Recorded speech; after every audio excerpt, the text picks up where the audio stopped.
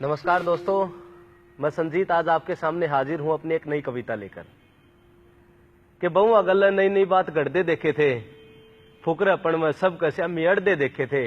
और इस बुढ़ी की लाश न फूकण पर कौन पीछे लावेगा, इस बात पाज मन दो भाई लड़दे देखे थे। दोस्तों, यह कविता है एक माँ की जिसकी लाश न फूकण तो उसके बेटे न हटते हैं। रपल्ला हरियाणा में माँ बाप न भगवान माना कर दे, फिर आज के टेम में बोझ मानने लगे कि फलाना गांव में इज्जत का जमा झोला हो रहा था और दो भाइयों का आपस में रोड़ा हो रहा था। और रोड़ा इस बात का लोगों सुन के कलजा पाटा था, अपनी माँ की लाश न फूकण ताज कालू नाटा था। कालू और रमलू की इस बात पर लड़ाई थी कि सारे पीछे तू लावगा, माँ तेरा कमाई थी। और बहुआ का भी आपस में दिमाग चल था और सुन के एक बोल उनका भी तरला हल्ला था।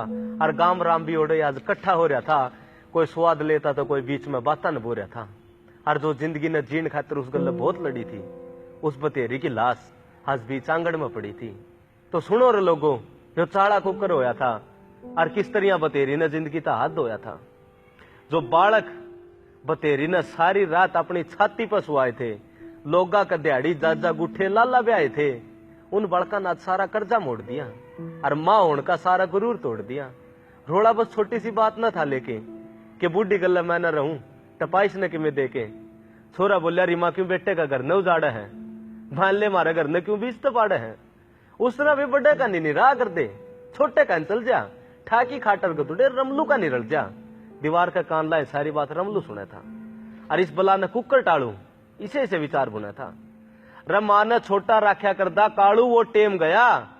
और रमलू ने दीवार को ऊपर तसर करके कहा, रोटी दी हुआ कौन सी छोटी बात है, कि रोटी दी हुआ कौन सी छोटी बात है, क्यों बहु रुसा हुआ भाई ना मित्र, मेरी इतनी औकात है। पटोड़ी सोड़ और दरी कट्टे में गालन लगी, नीचे नाड़ करे ठाकी खाट बथेरी चालन लगी। उसका दौरे बसी में शड़ा नोरा बचा था, जो कदे अपने हाथा तक काची माटी तर रचा था। झांदी अपनी मां ने देख के छोरे कुछ ना बोले और बहुआ ने भी मुड़के कुआड़ ना खोले। इबेकली बतेरी भूखी पड़ी पड़ी रोवती, हर करके याद पासले दिन अनवा अपा खोवती। नुन कालू और रमलू न गरम हलवा बना के खाया और बुढ़ी मां ने सूखी रोटी देने भी कोई ना आया। टेंशन में पड़ी बतेरी मौत मांग थी, हर बना के रस्सी शाल की किकर कटांग थी। बतेरी का जी फांसी खान न कर रहा था और छोरे की बेइज्जती हो जाएगी इस बात से डर रहा था। बालक घर बसा लियो, मेरी तो जिंदगी जाली। और नूका के बतेरी ने खाट किकर नीचे सरकाली, मूंद के आंख घाल के शाल गेटी में लटकी। जी बाहर आगी बतेरी की सांस कड़जा में अटक गई और थोड़ी देर पाछे बेचारी हाथ पा मारन तो हट गई। जिन पूरी दुनिया देखी थी आज वो आंख डट गई, अगले पाछले सब बातें न भूल गई और बतेरी गाल के फांसी आराम तो झूल गई। इब तड़के सुरते की बहू न देख के किलकी मारी थी और बाज के पड़ोसिया नवा किकर पर ततारी थी। कालू और रमलू आंख मड़ दिया थे और किसका के आग लागी रनू बतलाव थे।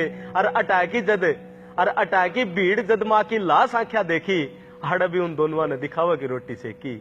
आंख्या का थूक लागी दोनों जूठे रोने लगे और मर मर दो हथड़ लुगा या जुआपा खोन लगे। और 2-3 घंटे पाछे तो माहौल जमा फिल्मी था। दोनों भाइयों का मुंह का एक एक बोल जुल्मी था, उनका मुंह तो छक्की काल नाचा और माँ की लाश फूकण पर रोड़ा माचा। कालू बोला रमलू पिलसण तन न खाइए तो पीछे तू देवगा, लाकड़ फूकण खातर अपना खेत त लेवगा। रमलू का बिछो उठ गया और उसका सबर का बांध टूट गया। बोला रा कालू माँ सारी उम्र तो तेरे कमाई थी और चूक के बाल जीड़ा करके दिहाड़ी तेरे ले आई थी। और के बाट मार है तना माँ की टूम भी लकोई थी, जिन टोन खातर माँ सारा सबका शामी रोई थी। इतने में दौरा खड़ी भीड़ में फुसर फुसर चाल पड़ी और एम्बुलेंस का गला घर आ गई, गाड़ी आन खड़ी। उतर के 3-4 सिपाही आए थे और बतेरी की लाश देखने ने गला डॉक्टर ले आए थे। देख की पुलिस कुछ लोग पाछा हट गए और कुछ तमाशा देखने का तरोड़े डट गए।